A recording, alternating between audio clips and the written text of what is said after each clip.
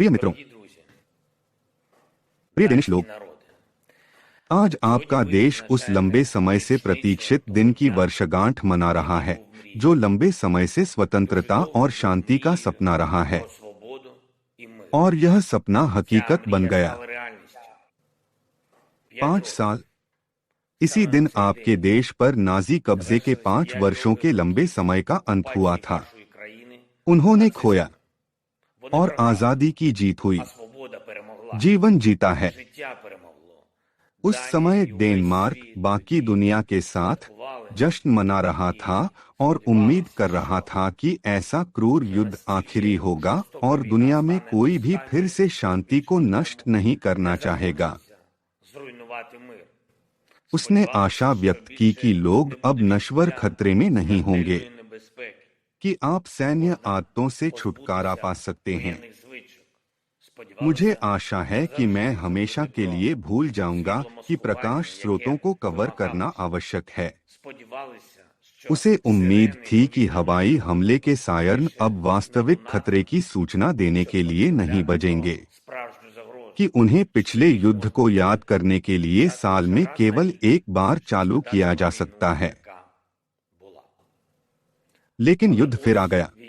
वह यहाँ और अभी है।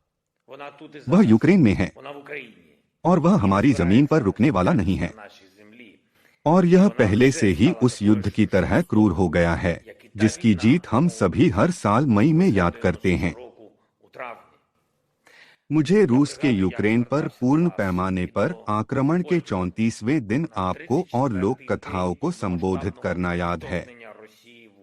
मैंने तब कहा था कि रूस ने हमारे देश के खिलाफ 1370 मिसाइलों का इस्तेमाल किया। आज 1999 मिसाइलें हैं। जरा सोचिए कि उन्होंने कितनी जान ले ली। उनमें से ज्यादातर ने गैरसैन्य ठिकानों को निशाना बनाया। फिर 29 मार्च को मैंने आपको बताया कि रूसी आक्रमणकारियों ने हमारे देश में 773 शैक्षिक सुविधाओं को नष्ट कर दिया, और आज दुगना 1584। ये किंडरगार्टन, स्कूल, विश्वविद्यालय हैं।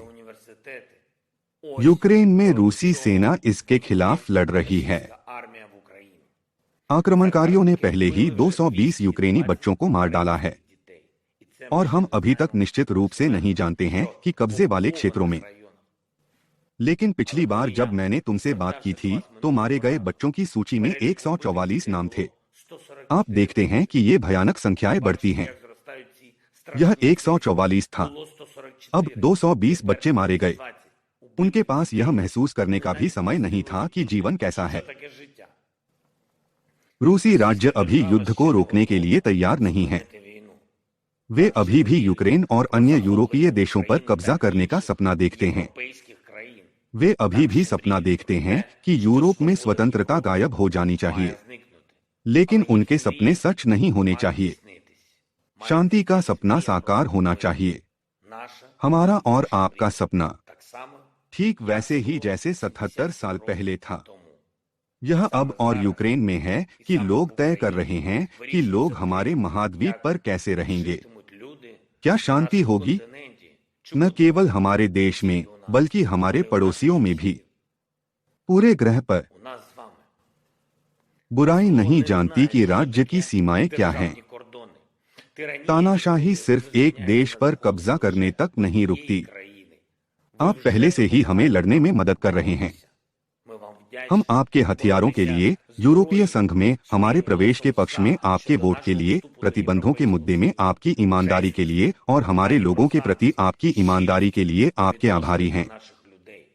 आज यहाँ कई यूक्रेनी झंडे और आपके शहरों की सड़कों पर कई झंडे वाकपटुता से हमें बताते हैं कि आप सब कुछ समझते हैं।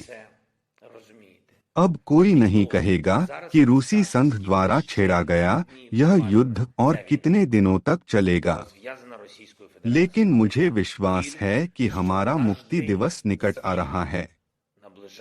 मुझे विश्वास है कि जिस तरह मैं अभी आपके लोगों को संबोधित कर रहा हूं, जब आप अपने देश की मुक्ति की वर्षगांठ मना रहे हैं, आपके प्रतिनिधि यूक्रेन के लोगों को संबोधित करेंगे क्योंकि हम अपनी शांति की वर्षगांठ मना रहे हैं।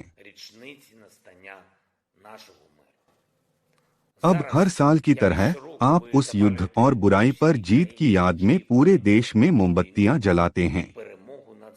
और मैं आपसे पूछता हूं, जब आप मोमबत्तियों की गर्म रोशनी देखते हैं, याद करने के लिए कृपया यूक्रेनी बच्चों के बारे में, उन 220 बच्चों के बारे में जिनकी जान इस युद्ध में ली गई थी।